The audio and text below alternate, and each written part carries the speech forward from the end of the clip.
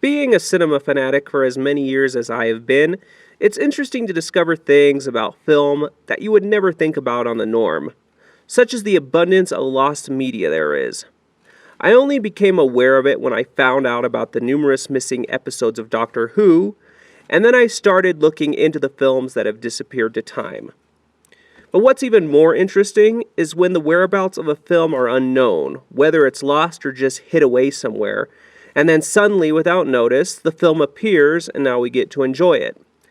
That's the case with tonight's film, Nick Millard's Alcatraz Breakout. The backstory of this film is unknown. The only info I've been able to collect is from one of Nick's commentaries on one of his DVDs.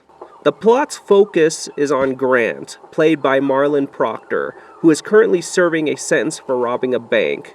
Due to him trying to escape other prisons, he has been transferred to Alcatraz, where he continues trying to escape, but has a much harder time doing so. Meanwhile, his wife, played by Millard, is trying to reduce his sentence. Those familiar with Nick's work will find his regular repartee of actors in this movie.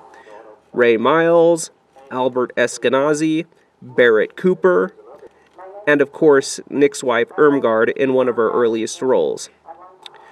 Folks will also find this to be a rather tense film, as there are numerous escape attempts by Grant in which we find ourselves rooting for him and wondering exactly where the film is going.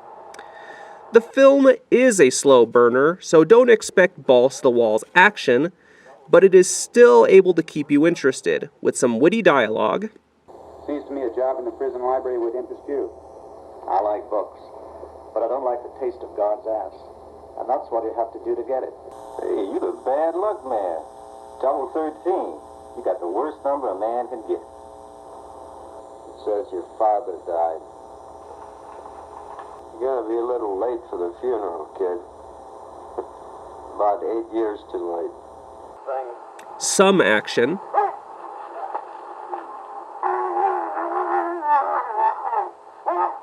And Nick's requisite dream sequences.